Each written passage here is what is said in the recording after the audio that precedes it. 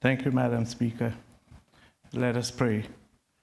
Almighty God, from whom all wisdom and power are derived, we beseech thee so to direct and prosper the deliberations of the Parliament now assembled, that all things may be ordered upon the best and surest foundations for the glory of thy name and for the safety, honor, and welfare of the people of these islands. Bless our sovereign, King Charles III, William, Prince of Wales, and all the royal family.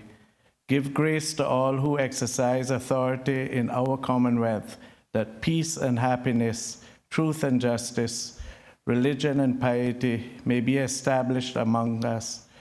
Especially we pray for the governor of our islands, the premier, the speaker of the Parliament, the leader of the opposition, ministers of the cabinet, ex officio members, members of the Parliament, the Chief Justice, and members of the judiciary, that we may be enabled faithfully to perform the responsible duties of our high office. All this we ask for thy great name's sake. Let us say the Lord's Prayer together. Our Father, who art in heaven, hallowed be thy name. Thy kingdom come, thy will be done on earth as it is in heaven. Give us this day our daily bread, and forgive us our trespasses, as we forgive those who trespass against us. Lead us not into temptation, but deliver us from evil. For thine is the kingdom, the power, and the glory, forever and ever. Amen. The Lord bless us and keep us. The Lord make his face shine upon us and be gracious unto us. The Lord lift up the light of his countenance upon us and give us peace now and always. Amen.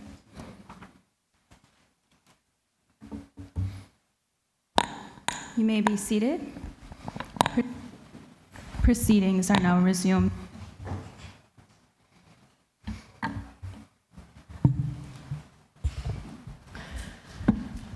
Administration of oaths or affirmations. None. Reading by the Honorable Speaker of messages and announcements. Members, as many of you might have heard of the passing of Captain Eldon Kirkconnell, who was a former member of the Legislative Assembly. And I'd like to ask all members at this time if you could stand for us to acknowledge a moment of silence.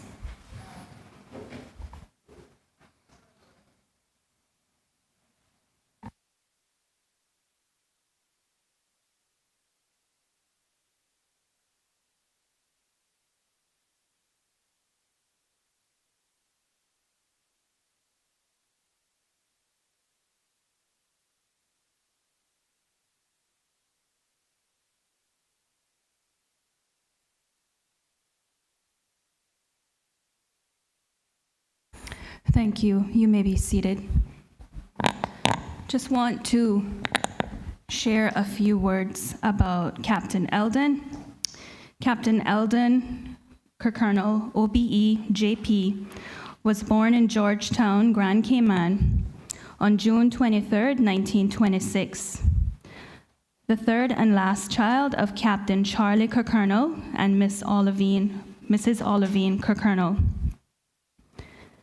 Captain Eldon was raised up on Cayman Brac, and as a young teenager, he was sent to Jamaica to attend Monroe College. After graduating, he went to sea on one of his family's ships. He worked his way up the ranks very quickly, and at the age of 23, he got his Master Mariner's license. In 1961, after his father passed away, and having spent 15 years at sea, he returned to Cayman Brac to take over the family business. In 1963, he and his wife, Pat, and their two children, Jerry and Debbie, moved to Grand Cayman. He built Kirk Plaza Supermarket in 1964. In 1972, he opened the Kirk Freeport Plaza, and throughout the years, opened other successful businesses. Captain Eldon Kirkernel served in the Legislative Assembly and the Executive Council of the Cayman Islands from 1962 to 1972 and was awarded the honor of OBE, Order of the British Empire, by Her Majesty Queen Elizabeth II. We are thankful to God for Captain Eldon's life and for all of the contributions he has made to our legislature and the development of our country. And we take this time to extend condolences to all of his family. I will also take this time now to allow members, if you so wish, to offer any short contributions in relation to the respect of Captain Kirkernel. The Honourable Premier. Thank you, Madam Speaker. Madam Speaker, I would join with you and other members of this Honourable House this morning in paying tribute to Captain Eldon on his passing, a very significant Caymanian in so many ways, Madam Speaker. Not just as a legislator,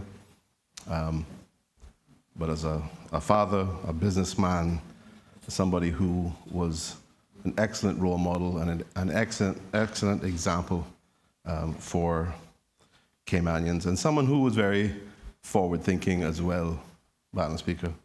There were times when Captain Eldon would see opportunities and pursue acquisitions of developing businesses or acquisitions of properties long before others saw the potential. So, and he was always one to seek to add rather than just trade in properties. So, a wonderful Caymanian and somebody who has contributed immensely to this country, and his service to this country in the form of his public service as a representative for Cayman Brac and Little Cayman, and as a member of Executive Council, should never be forgotten, Madam Speaker, because it has been immense. And you mentioned his development of the duty-free business. I don't think it should be forgotten either that he's probably one of the only duty-free businesses, the largest duty-free business, I believe, that is independently owned. And that's another thing for Caymanians and Cayman in general to be very proud of. So, Madam Speaker, I just wanted to add with those words, all of which probably will appear to be insignificant in terms of acknowledging the contributions of such a significant Caymanian. But we join with you in passing on our condolences to his family, Madam Speaker, just to show our respect for the contributions he has made to this country. Thank you.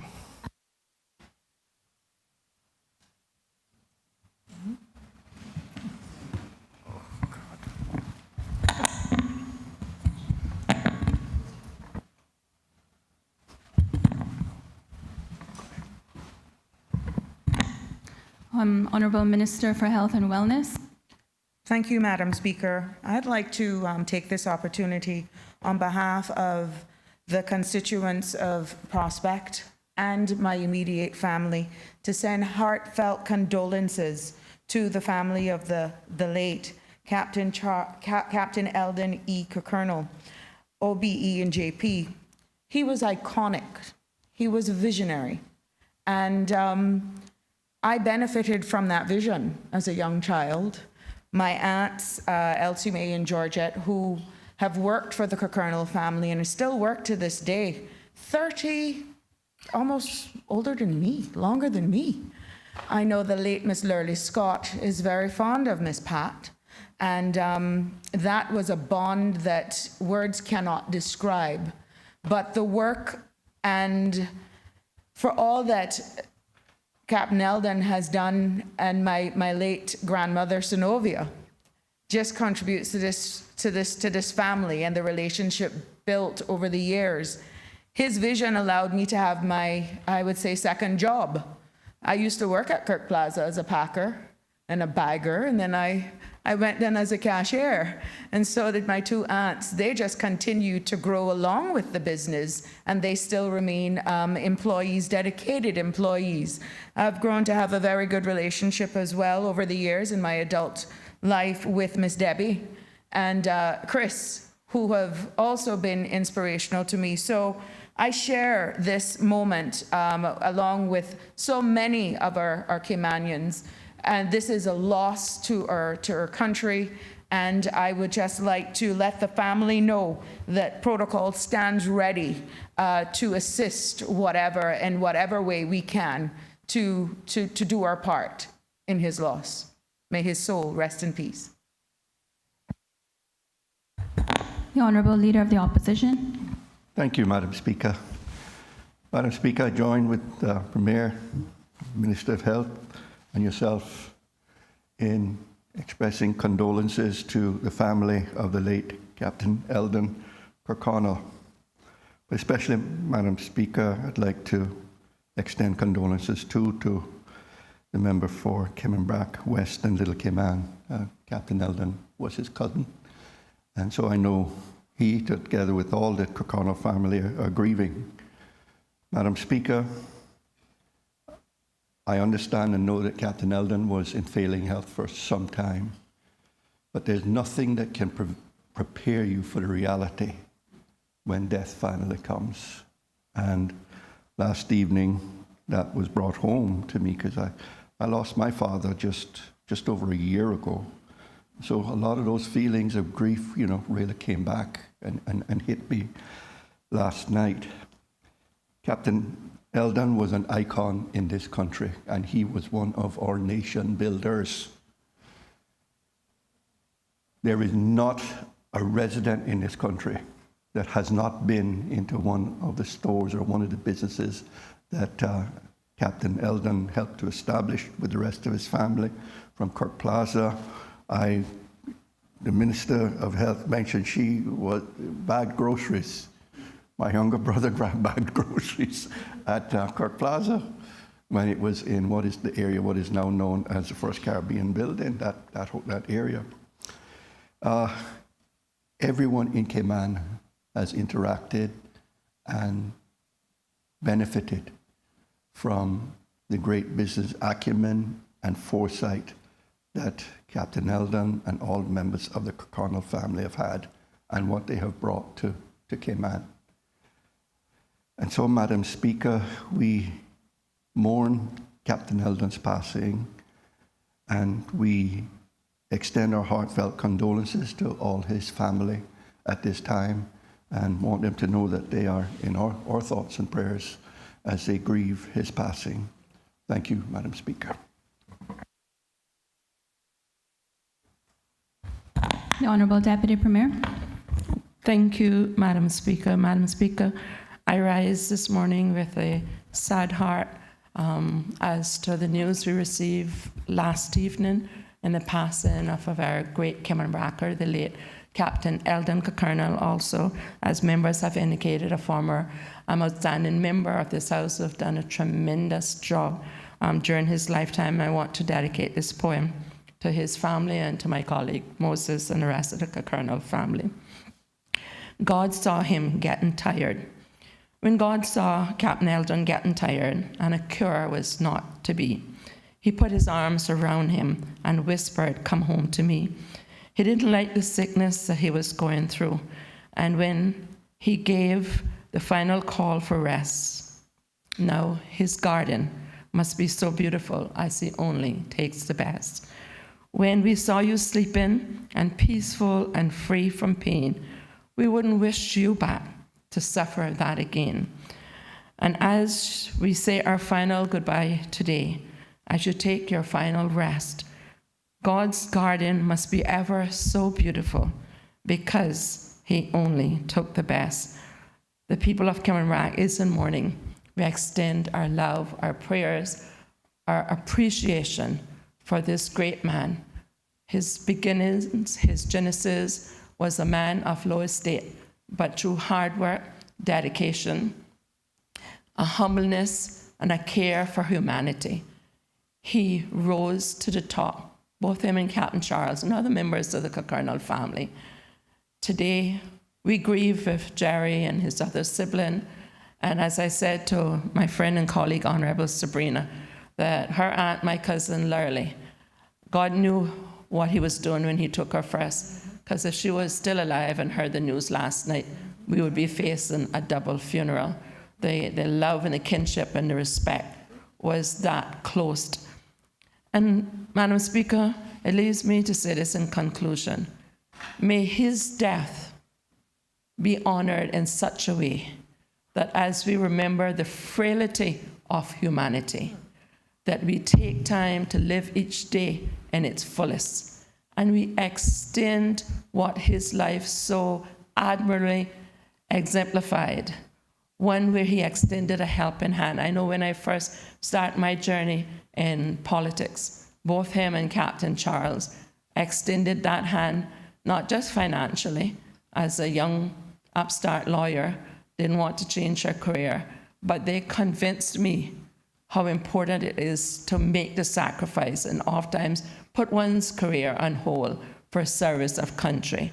It's now our turn to reciprocate his colossal, his admirable service to this country we love and we call home. And as Minister Sabrina said, thank God for the foresight of the establishment of the Protocol Office. The late Captain Eldon Cokerner, from a financial perspective, doesn't need the assistance of government. But honor is due to everyone.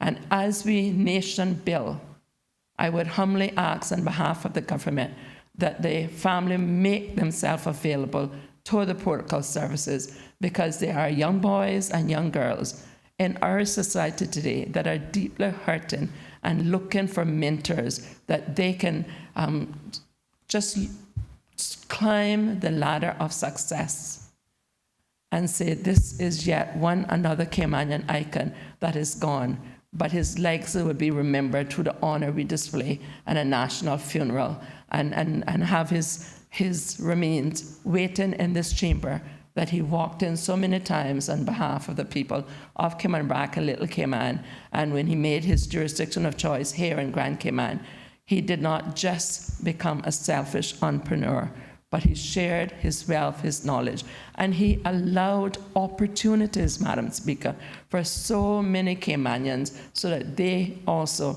could not only strive, aspire, but achieve and obtain the Caymanian dream.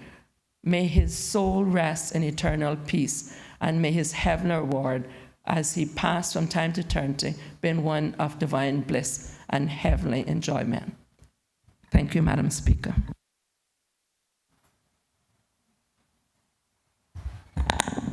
The elected member for Borden Town West.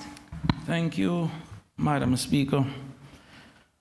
As I listen to the words of the Minister of Education, Honorable Minister of Education, and she spoke about the young people that Captain Eldon mentored or inspired. I am one of those young people.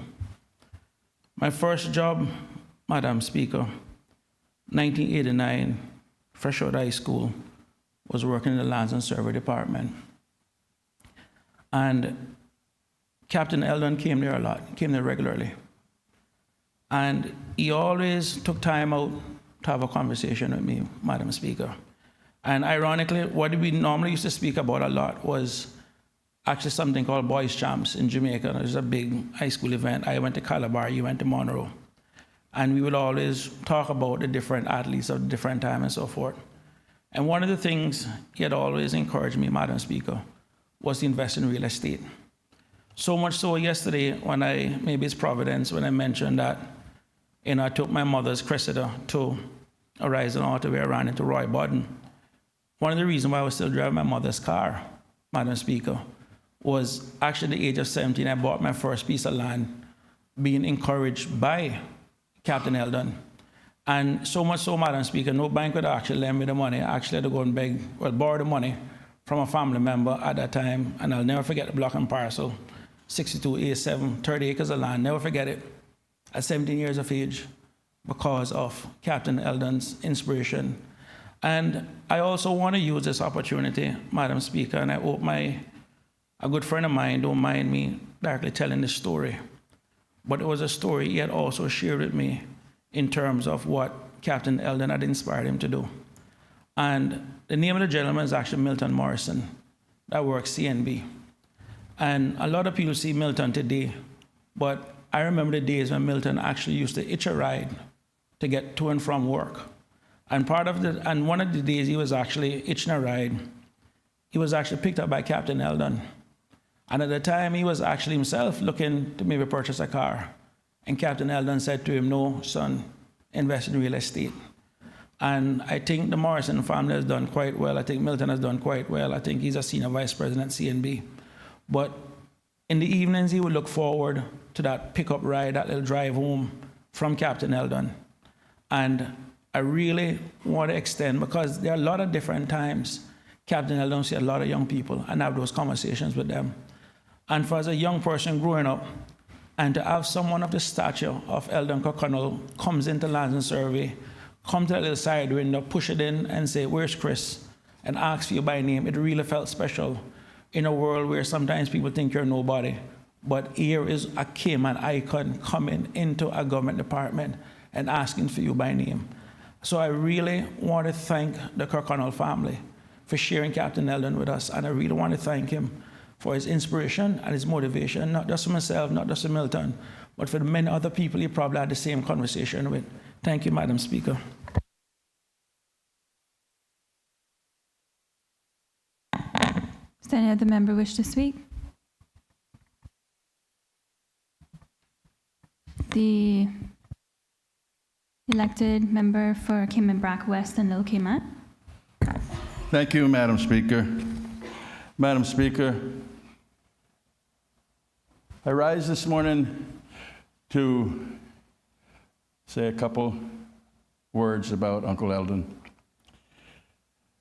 As has been said before with my colleagues that I joined voice with this morning, he was certainly an example for all of us to look at how he lived his life.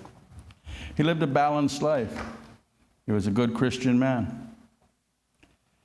He was a good husband, a good father, grandfather, great-grandfather, and nothing he liked better than to have all of them over at his house. Madam Speaker, to balance out that life, he was a hard worker with vision and was given by our Lord a place to do business that had opportunity, and he took advantage of it. He was a good, strong Caymanian man that had his heart in the place of doing good while he was here for the Caymanian people and country. We were each blessed to know him and know of the things and the example that he set. Madam Speaker, this morning, on behalf of Aunt Pat, Jerry, Debbie, in-laws, Deborah, and Tom, all the children, grandchildren, great-grandchildren, and the Kirkconnell family, I want to thank all of my colleagues, led by you, Madam Speaker, this morning, for the kind words of sympathy they've just poured out to us. Thank you.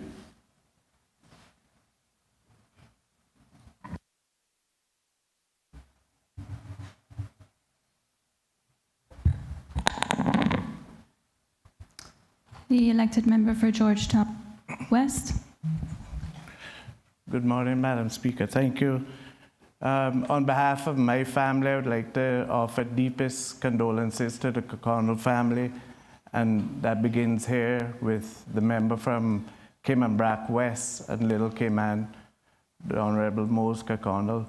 But so much has been said about Captain Eldon, and Mose gets to call him Uncle Eldon legally, but from time I was a boy, little boy, we all call him Uncle Eldon because in those days, if you're close to somebody, who is older than you, you end up calling him uncle. And my sister, Deborah, she has been married to Uncle Eldon's son, Jerry, for over 40 years, 41 years.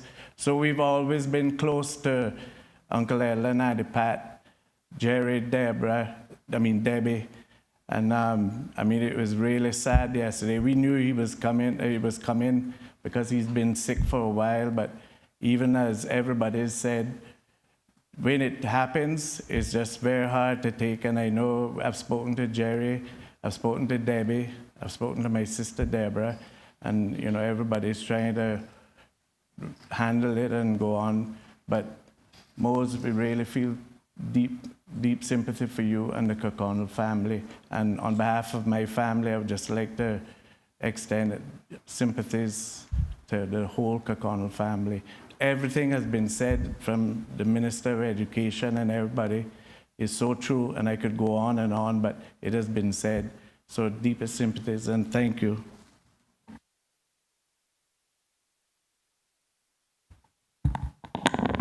The Honorable Deputy Governor.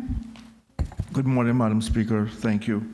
Madam Speaker, on behalf of Her Excellency the Governor and the entire civil service, I would like to offer condolences to the entire Kirkconnell family. Of course, the member from Cayman Brac West as well, and Little Cayman. I think when I heard it this morning, the first thing that came to my mind was that the Cayman Islands has lost an icon, someone who we admired from afar, who was a legend in the work that he did and has set the bar and inspired a lot of us. So I just want to, on behalf of all of us in the civil service and my family, extend condolences to the family. Thank you. Elected member for Savannah. Thank you, Madam Speaker. I too rise to offer sincere condolences to the Kirkconnell family on behalf of my family and myself. This morning when I checked my phone, the message I received from Captain Eldon's daughter, Debbie, was, "My daddy has gone on to heaven." So that was most touching. Also, Madam Speaker, I just want to extend heartfelt condolences on behalf of Mrs. Mary Blake, her mommy, Miss Mary May Bawden, is in our constituency, and we'd just like to send heartfelt condolences to her and her family.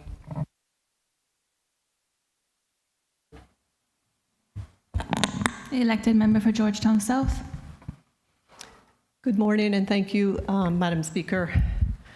I too would like to extend my heartfelt condolences first to Mose and to, I call her Auntie Pat, and Debbie, Jerry, all of their family. Captain Eldon went to church, to my church, and he was him and Auntie Pat were very close friends of my family. So I would like to pass on condolences on behalf of my family and myself. Debbie is actually in Miami, so when I spoke to her yesterday, she'll be flying in today, so she's totally devastated that she wasn't here to be with the family last night. But anyway, I told her, I said, I too can relate to that, because when my mom passed 7 years ago, 2016, I was also off island.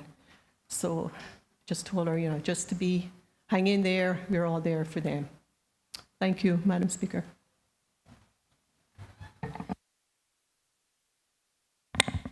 Thank you, members. Does anyone else wish to make any contributions?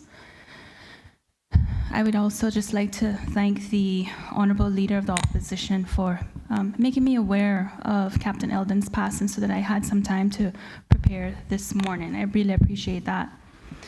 Before we move on, I intended to speak just briefly this morning, particularly to the new members. Just wanted to ask you all to familiarize yourselves with the security policy and the Speaker's rules. There have been a few situations this week that has come to my attention, particularly with the entrance to the precincts and also the attire, which, as members might know, differs from in the chambers as it does from the gallery. So if you could just please familiarize yourselves with those policies. And then finally, I want to acknowledge and welcome former Minister and Executive Council member, Dr. Frank McField, who we have, who has joined us this morning. We welcome you, sir. Thank you.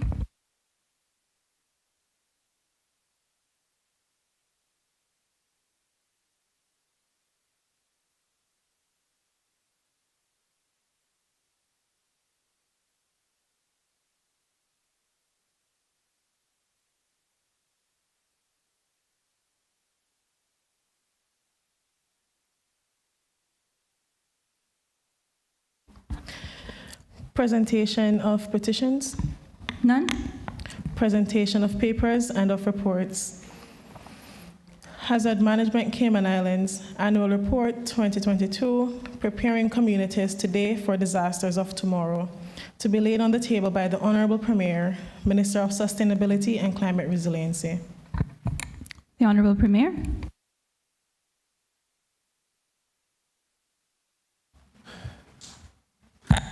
Madam Speaker, thank you very much. I rise to seek your permission to lay on the table of this Honourable House the annual report for 2022 for hazard management, Cayman Islands.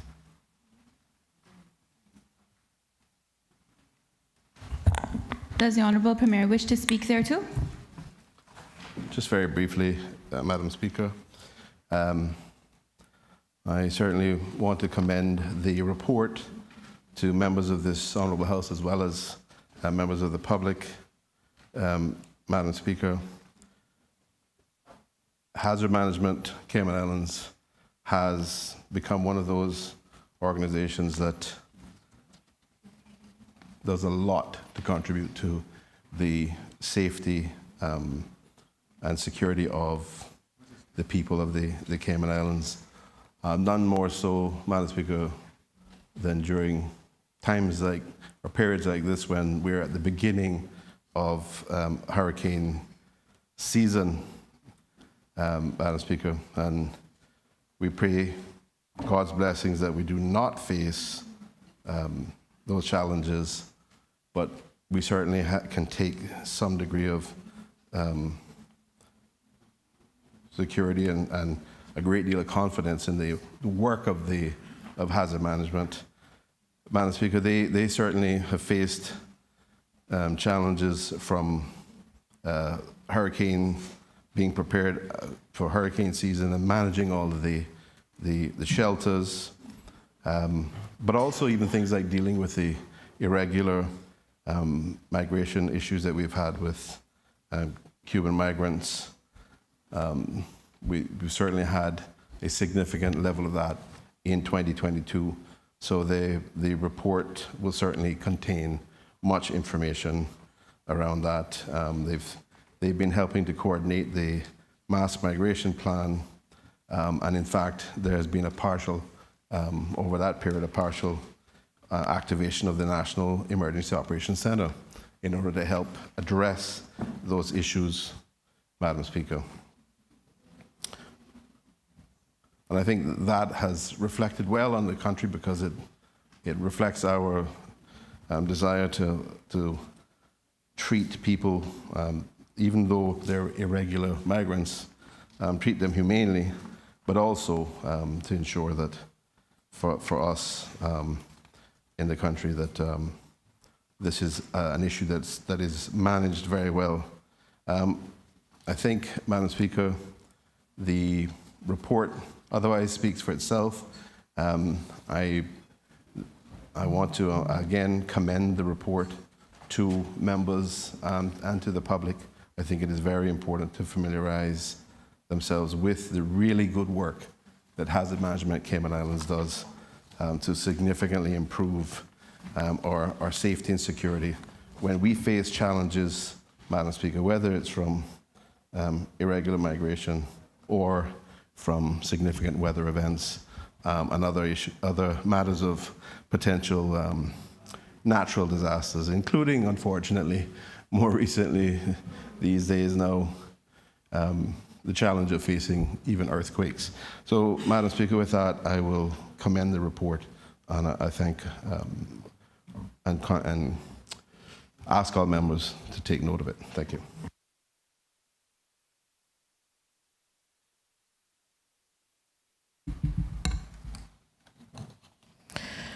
Questions to honorable ministers and members of the cabinet? None. Statements by honorable ministers. Personal explanations. Sorry. Statements by honorable ministers and members of the cabinet. I've given leave to the Honorable Deputy Premier to make a statement. Thank you, Madam Speaker. Madam Speaker, I rise to make a Section 11.5 statement, and some of it may seem repetitive, as we did have Finance Committee and questions came up, and I responded there too, but in keeping with the statutory requirement, I thank you for the permission to make a statement this morning. Madam Speaker, Cabinet was asked to consider the following request for reallocation within the Ministry of District Administration lands appropriation lines to satisfy our 2022 expenditure needs as follows. The government agreed to lease the majority of the private land on the Edward Borden Airfield.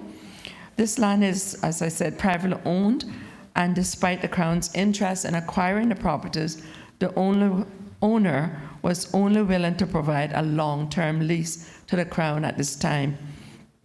In order to facilitate payment of the annual premium of the lease OE 148 lease payment was created, and an increase of $91,600 was approved by Cabinet via Section 11.5 of the PMFA Act 2020 revision.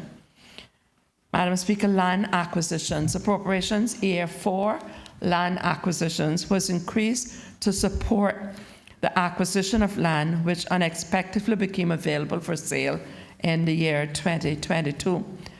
This resulted in an increase of $2,310,904 Cayman Islands dollars for EA4 land acquisition, and a decrease from project savings and various appropriations across the ministry. EA36 miscellaneous road surface upgrades.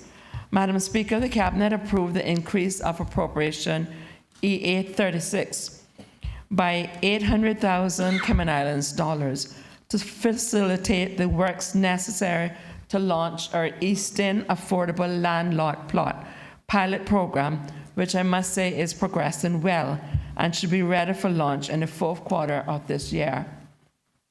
Cayman Brac projects. Cayman Brac Major Capital Support Project. Madam Speaker, the Cabinet approved the reallocation via Section 11.5 of the PMFA Act 2020 revision of $200,000 within the Ministry of District Admin and Lands existing appropriations, reducing $100,000 from EA 125, the Cayman Brac Multipurpose Hall, and a reduction of $100,000 from EA 139, the Little Cayman Boat Ramp launch, to facilitate the Ministry constructing necessary infrastructure in Cayman Brac to facilitate the future Cayman Islands major capital projects. Madam Speaker, in support of this project, the Cabinet also approved a reduction of $2 million from EA 12 in the Ministry, EI 12, I beg your pardon, in the Ministry of Education, and a corresponding $2 million in EI 87 in the Ministry of District Administration and Lands. Madam Speaker, as I explained yesterday, that was to provide the residential quarters for 4 or 5 major capital works to occur in Cayman Brac.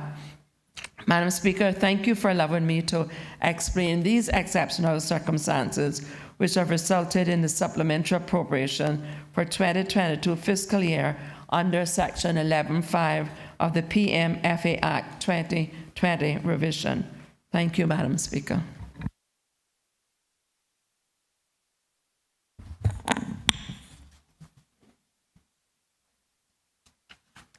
I've also given leave to the Honourable Minister for Planning, Agriculture, Housing and Infrastructure to make a statement.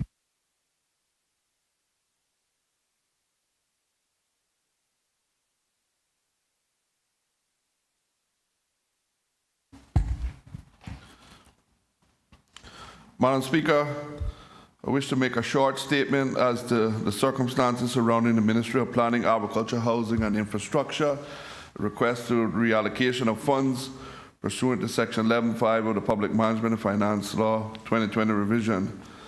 Madam Speaker, these funds relate to two entities within my ministry that was shortfall in funding due to increased costs of services. First, Madam Speaker, just to give a little background to the issue, the Department of Agriculture expended its budget for the feed and other agriculture inputs late last year, and as a result, the ministry requests that the funds from 2023 allocation be brought forward to accommodate the continuation of the services. Subsequently, Madam Speaker, the ministry had to replace the funds that were brought forward in 2023, and the team and the ministry made every effort to find ways to save in order to minimize the requests. However, we had seen a significant rise in costs in feed because of the war in Ukraine. As some may know, that areas is one of the world's largest suppliers of grain, which is in turn directly impacted on cattle feed. Madam Speaker, while we have seen the cost of feed rise, we have also seen the sale of livestock feed increase by 7% last year.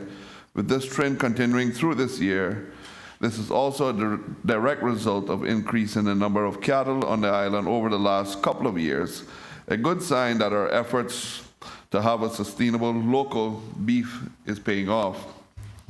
Madam Speaker, the ministry also requests additional funds to its capital expenditure EA 36 miscellaneous road surface upgrades.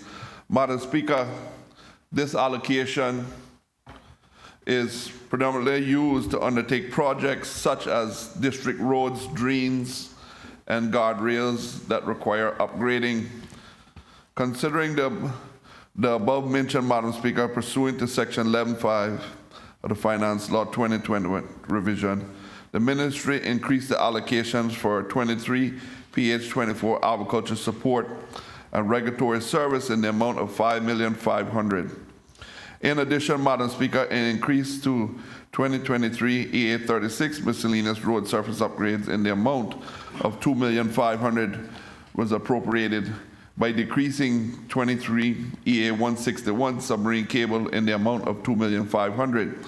This had no financial impact on the ministry's overall budget allocation or the government's overall financial position. Madam Speaker, I believe the funding appropriated are all important to government's broad outcome 3, that is to provide a solution to improve the well-being of our people so they can achieve their full potential. I would like to take this opportunity to thank the honorable members of the House for their continued support, and thank you, Madam Speaker. May God continue to bless these Cayman Islands.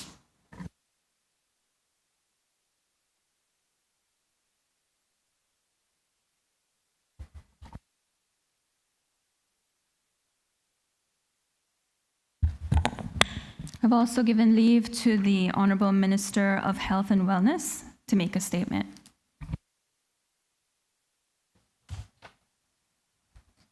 Thank you, Madam Speaker. I would like to take this opportunity to provide this Honourable Parliament with an overview of the progress and current activities for the Ministry of Health and Wellness, much like the work that I've done with Home Affairs since becoming the Minister responsible for Health and Wellness in April 2021. I have strategically steered the ministry team in assessing and revamping existing structures relating to structuring public health, adopting a data-driven approach to decision-making, conducting holistic reviews of legislation and policies, and proactively working to identify and address long-standing gaps in data, resources, and capacity.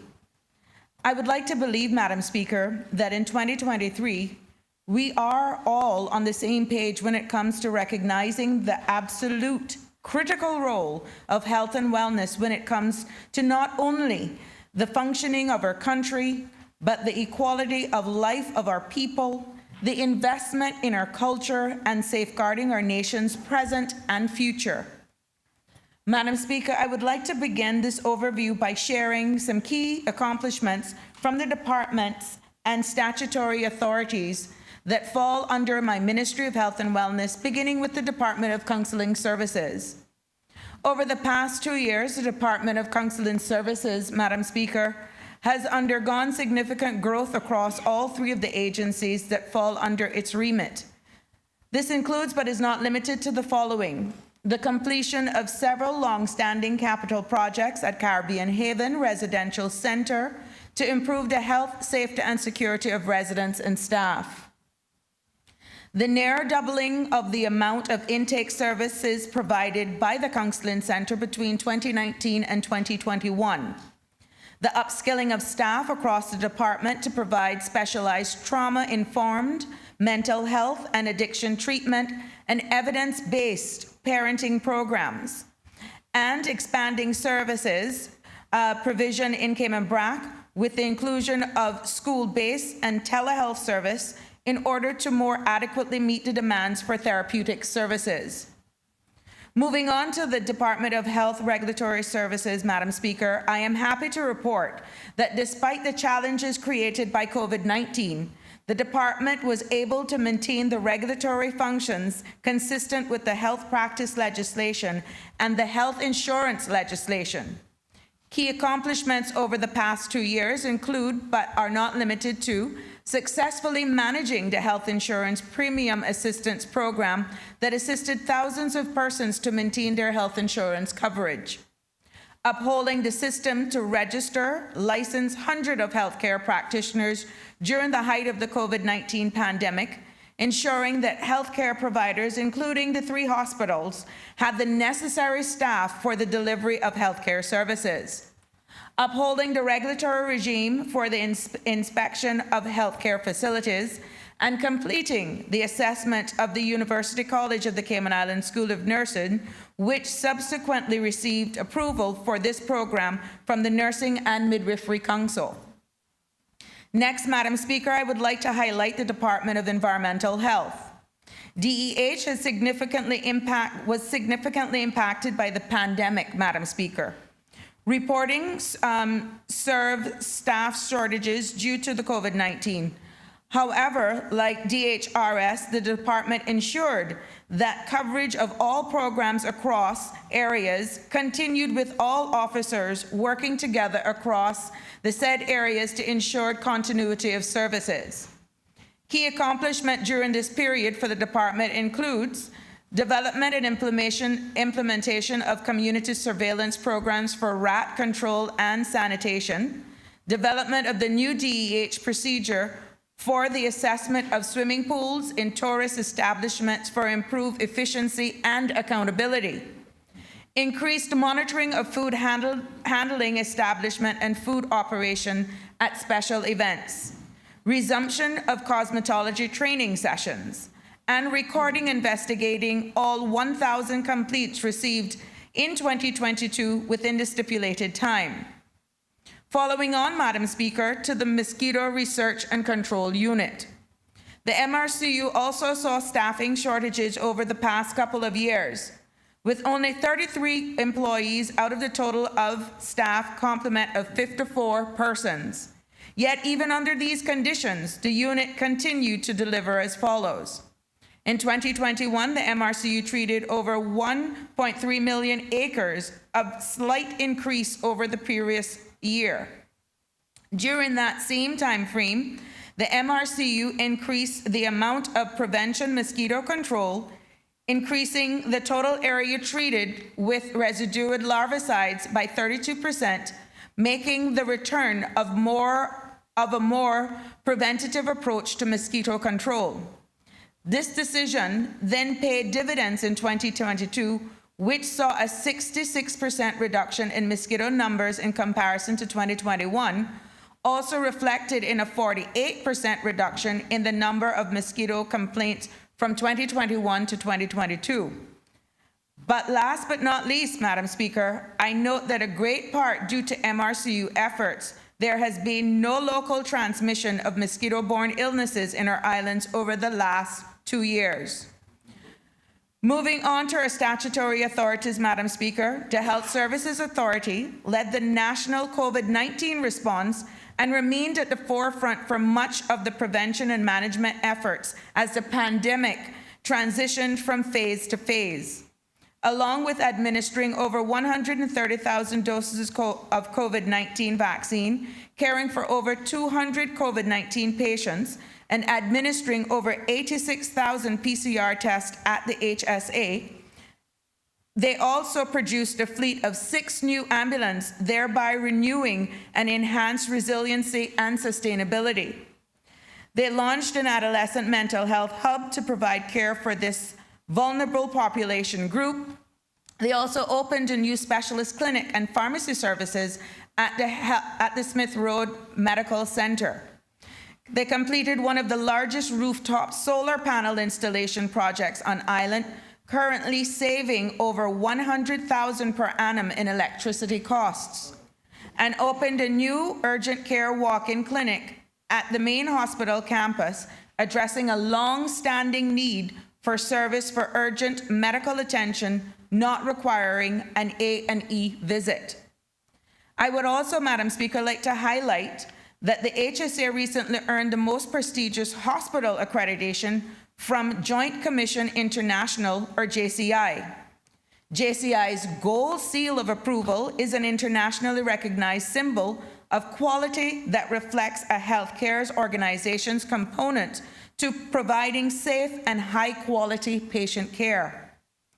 Along with being a win for our islands, Madam Speaker, this achievement directly relates to this government's second broad outcome, which, for a health perspective, focuses on encouraging all of our major healthcare service providers to seek accreditation from appropriate external quality assurance bodies. 2 of our islands' hospitals now hold this accreditation. Meanwhile, Madam Speaker, our other statutory authority, the National Drug Council, continue delivering its services to the community via over 1,200 community presentations in the last 2 years. The delivery of its training for intervention procedures, or TIPS program, which empowered 94 professionals in responsible sales and services of alcohol. Conducting the Prison Services Survey in 2021, conducting the Cayman Islands Student Drug Use Survey in 2022, and continuing to deliver the Arrive Alive campaign and Purple Ribbon Bus service to help mitigate instances of drunk driving during the holiday season.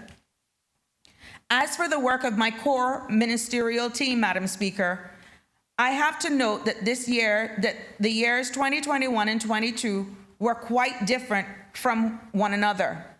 In 2021, our focus remained on the COVID-19 response, planning, and recovery. You may remember, Madam Speaker, that in the 4th quarter of 2021, as reopening measures began, inevitable community transmission of the virus occurred, creating an ever-changing demands on my ministerial team.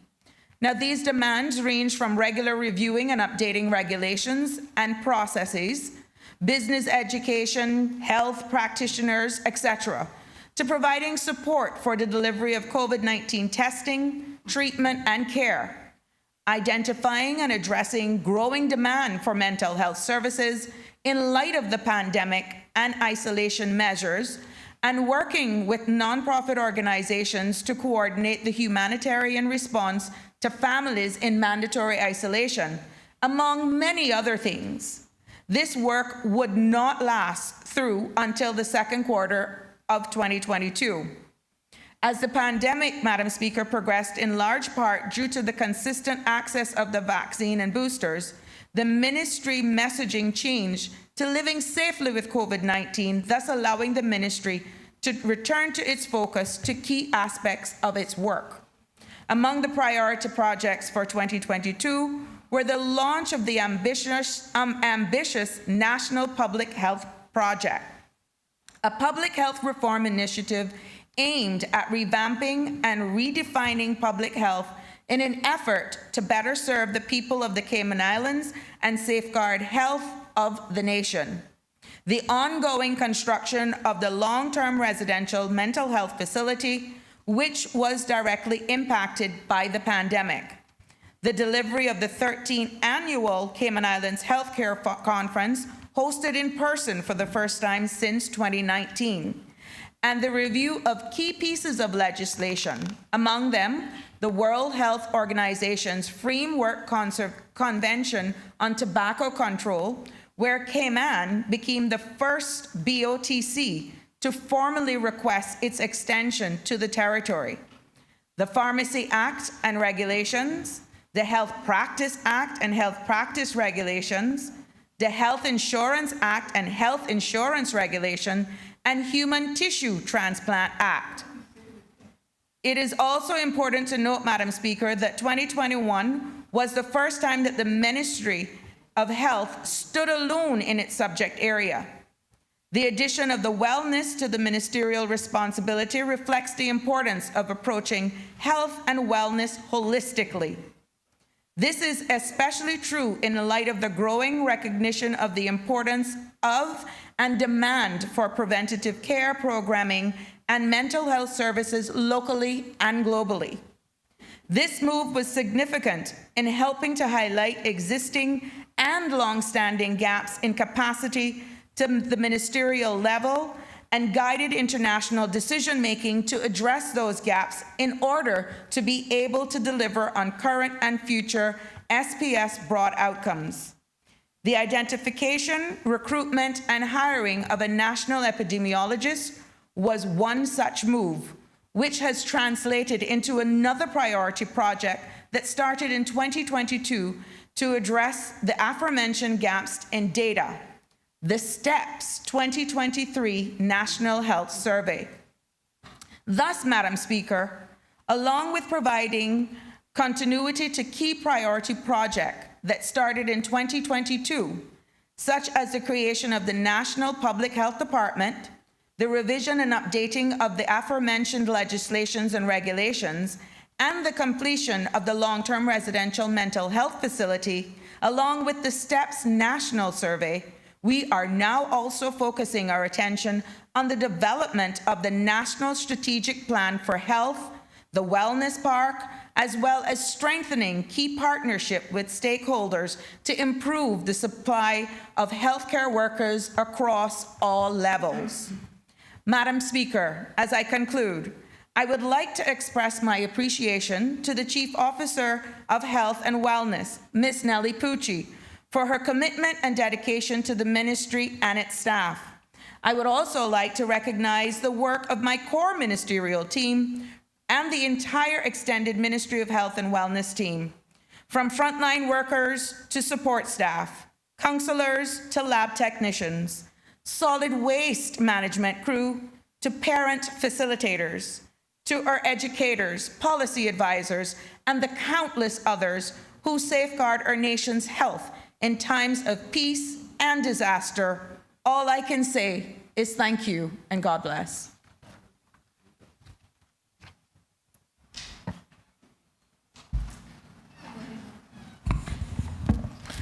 Personal explanations. I call on the Honourable Leader of the Opposition. Madam Speaker. Madam Speaker, may I seek your permission to ask a short question of the Minister on this? I think it's Section 30, subsection 2 of the standing orders. In accordance with to the Minister.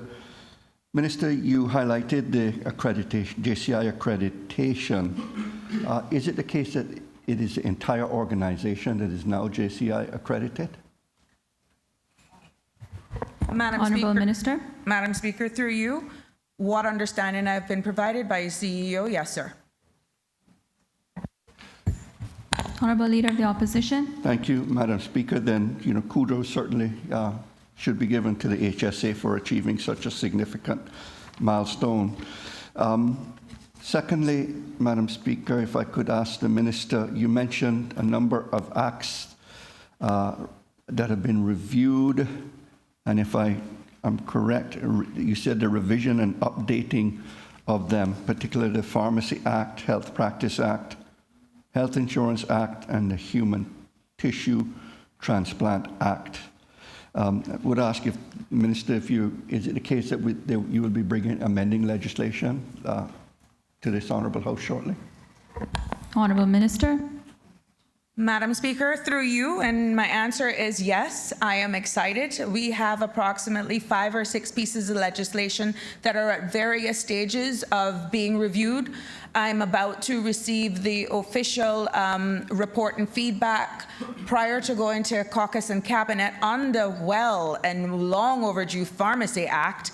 And I know that there are other pieces of legislation, including Home Affairs, as I reported on this honourable floor earlier this week, also coming from Home Affairs. So there are lots of work going on, and I think between the 2 ministries, with what timelines my core ministerial team from both ministries have told me, we could probably have about 8 or 9 pieces of legislation, hopefully within my tenure.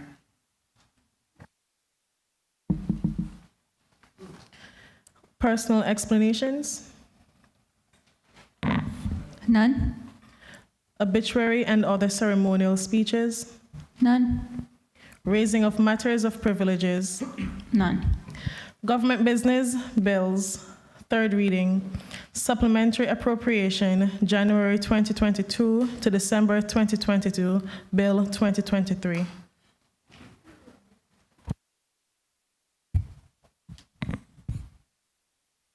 The Honourable Premier. Thank you, Madam Speaker. Madam Speaker, I beg to move that the supplementary appropriation January 2022 to December 2022 Bill 2023, as amended by Finance Committee, be given its third reading and passed. Thank you, Madam Speaker. The question is that a bill shortly entitled the Supplementary Appropriation January 2022 to December 2022 Bill 2023 be given a third reading and passed. All those in favor, please say aye. Aye. Those against, no. The ayes have it.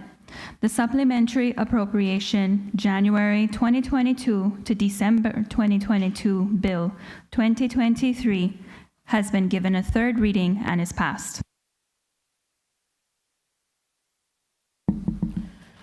Motions. Government motion number 8 of 2022 to 2023, amendment to the Development Plan 1997, proposed rezoning Georgetown South, Block 14E, Parcel 31, to be moved by the Honourable Minister of Planning, Agriculture, Housing and Infrastructure.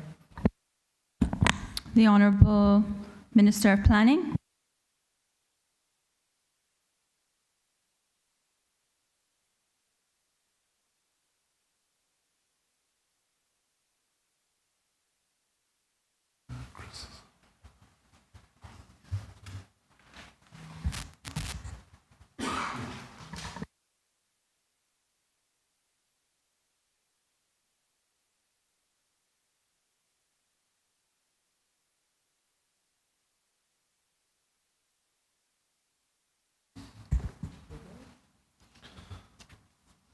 Madam Speaker, I beg to move government motion number 8 of 2022-2023, amendment to the Development Plan 1997, proposed rezoning Georgetown South, Block 14E, Parcel 31. Whereas on the 16th of September 2015, the CPA, the Central Planning Authority, originally considered the request to amend the development plan from low-density residential to general commercial over Block 14E, Parcel 31. It would resolve that the amendment to the request to rezone the neighborhood commercial instead. The new proposal therefore became an application for rezoning of Georgetown South, Block 14E, Parcel 31 from low-density residential to neighborhood commercial. and whereas the proposed amendment were duly advertised in the Cayman Reporter on the 13th, the 16th, the 19th, and the 22nd of October of 2015, in accordance with the Section 11.2 of the Development Planning Act 2000 revision, the current revision at this time, and the persons were invited to view the applications at the Department of Planning for comments during the 60-day comment period.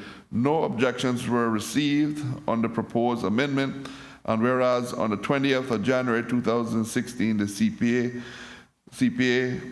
0316, item 3.1, the Central Planning Authority again considered the proposal and resolved to forward the rezone application to the Ministry of Planning, Lands and Agriculture, Housing and Infrastructure, now the Ministry of Planning, Agriculture, Housing and Infrastructure, for onwards transmission to then titled the Legislative Assembly for consideration. And whereas on the 8th of October of 2020, again on April the 25th of 2023, the Cabinet considered the rezoning proposal and approved the matter to be submitted to Parliament for consideration.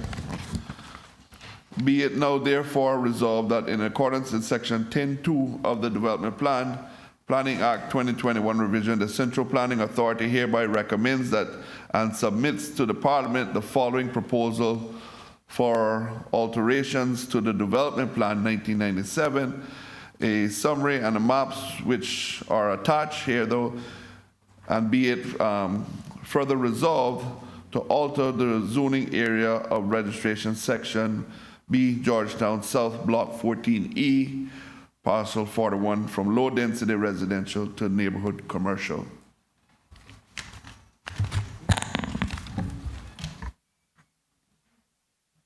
The motion has been moved and is open for debate. Does the Honourable Minister wish to speak thereto? Absolutely, Madam Speaker. Madam Speaker, again, in accordance with Section 10.2 of the Development Planning Act 2021 revision, Block 14, Parcel 31, the members will find the following information before them: a written summary of the rezoning application, a map illustrating the location of the proposed rezone submission and the existing zoning over the land, and finally a map illustrating of the proposed zoning of the submission being discussed. The land, as mentioned in the motion, is currently zoned low-density residential and is located in South Church Street, opposite of the Oceana condominium development. The proposal is to alter the zoning of this land to neighborhood commercial to allow for the site to be redeveloped. Madam Speaker, the motion read earlier was detailed and contained many of the pertinent points of this application. In my brief presentation of this submission, I intend to summarize rather than reiterate and detail the presented motion. Madam Speaker, the land being discussed today currently has a single building with 4 apartment units. The land is currently zoned low-density residential and is under a strata ownership. Under the Development Planning Act, the Central Planning Authority first considered the application on the 16th of September 2015. Originally, the application applied for rezoning from low-density residential to general commercial. The CPA assessed that a rezone to a neighborhood commercial would be more appropriate to the act of a transition zone. Between the general commercial zone land to the north and the low-density residential zone land to the south, as a result, the CPA resolved to proceed to advertise this proposal publicly in the newspaper and rezone from low-density residential to neighborhood commercial on the 13th, 16th, and 19th, and the 22nd of October in 2015, in accordance with the Act, and no objections were received. Madam Speaker, on the 20th of January 2016, the CPA resolved to forward the proposed amendments to then title the Ministry of Planning, Lands and agriculture, and housing and infrastructure, for onward transition to then title the Legislative Assembly for consideration, subject to the Cabinet's approval. Madam Speaker, I'm pleased to say that on the 8th of October 2020, Cabinet considered the rezoning proposal and approved that the matter be submitted to the House of Parliament. The application was processed to the House and was therefore heard by Cabinet a second time on April the 25th, 2023, as a considerable time has passed. Madam Speaker, for the second time, the Cabinet supported forwarding the application to Parliament, which is why we are here today. In short order in closing, I ask for the full support of the Honorable House to approve Georgetown South, Block 14E, Parcel 31, from low density residential to neighborhood commercial. Thank you, Madam Speaker.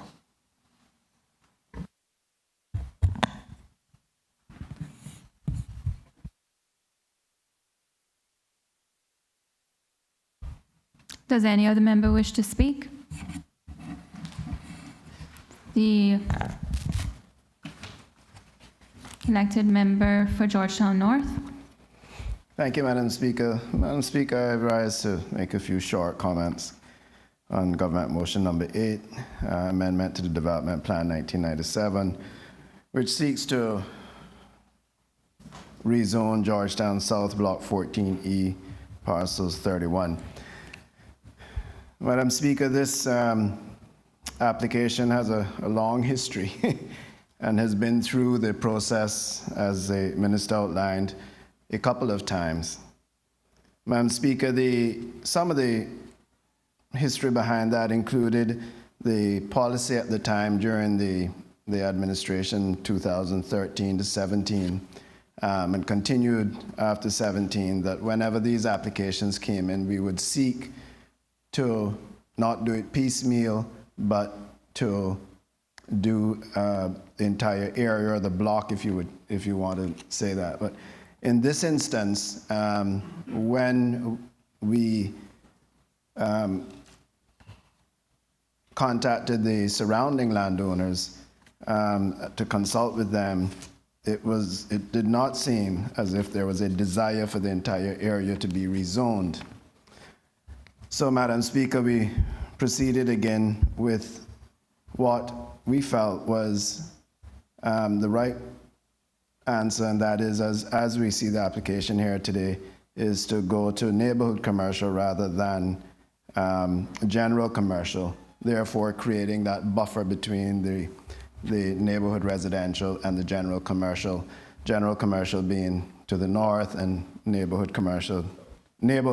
residential to the south. Now, Madam Speaker, the only other comment I have on this is when listening to the minister and recognizing that the owners of the property, based on the size of the parcel and the expense that it would cost to bring renovations being needed on the apartments there on the site, and the cost that they would incur in any sort of renovation, because they would then have to bring it up to modern planning codes, and therefore it would not be feasible to renovate the property, but to actually knock the property down, rebuild it, maximizing their property and making it feasible for the desired returns. And Madam Speaker, this highlights that something that we've been discussing. This highlights the fact that we will see more of these sorts of applications. Anyone seeking to renovate a building of 20 and 30 years old, maybe even 40 years old, will quickly find out that it will not be feasible to do so in order to bring that property up to current planning codes. In particular, Madam Speaker, those in the hospitality or those who are involved in short-term rentals or tourism accommodations will find that bringing their properties up to the standards that are now required not only by planning but by the Department of Tourism, including the need for handicap accessible bathrooms, facilities, etc., we'll quickly realize that it will be more beneficial to knock the building down and to rebuild. And I say all of that, Madam Speaker, to say that it again highlights the urgency for us to review the National Development Plan. I cannot emphasize how important that review of the National Development Plan, that 25-year-old plan, how important that is, that we don't keep coming back with these piecemeal applications for rezonings, and that we, when we do approve rezonings or redevelopments of places, that we do it in a fashion that satisfies the country's desire to see things such as further setbacks from the water, from the coastlines, taking into consideration green spaces, modern infrastructure, all of the things that we talk about and we desire. Those things aren't specified under the current development plan. And so again, I'm just taking the opportunity, Madam Speaker, to encourage the government to address the review of the National Development Plan with haste, as I believe that with all of the things that we are trying to achieve in sustainability of our people, in the sustainability of our coastlines, the sustainability of development, in finding that right mix between tourism, commercial, and providing housing for our people, the answer to all of that, Madam Speaker, the foundation to all of that is a National Development Plan. And so, with those few words, Madam Speaker, the opposition have no objections to the government motion. Thank you. Does any other member wish to speak? Does any other member wish to speak? Does any other member wish to speak? Does the mover of the motion wish to exercise his right of reply?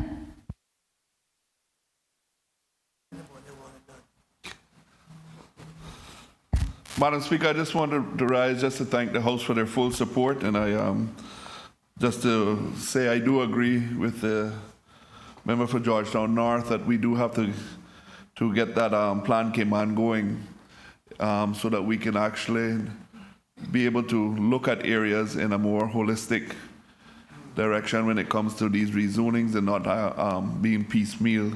But I do thank him for the full support, and I've heard every word that he said, and I hope my other colleagues around here have heard it, as we know, and the Premier has my full support when it comes to Plan Cayman of getting this done as fast as we can. So, thank you.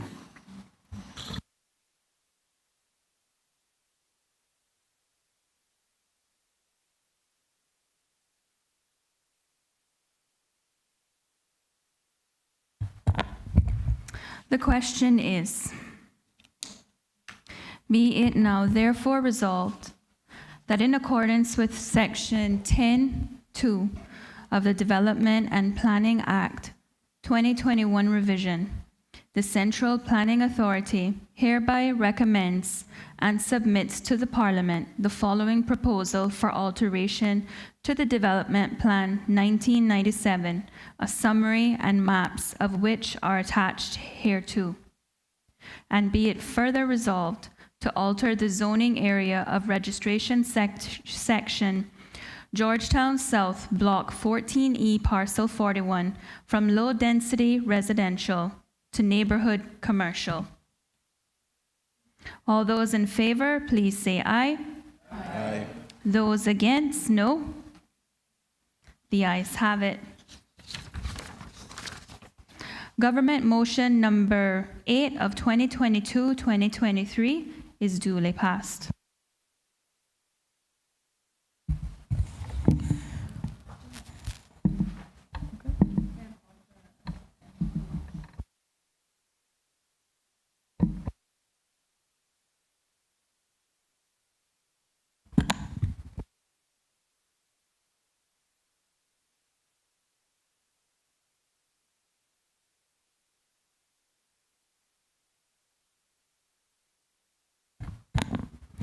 Members, before we go into the private members' motions, I think this is a good time for us to pause for our lunch hour. We will resume at 1 p.m.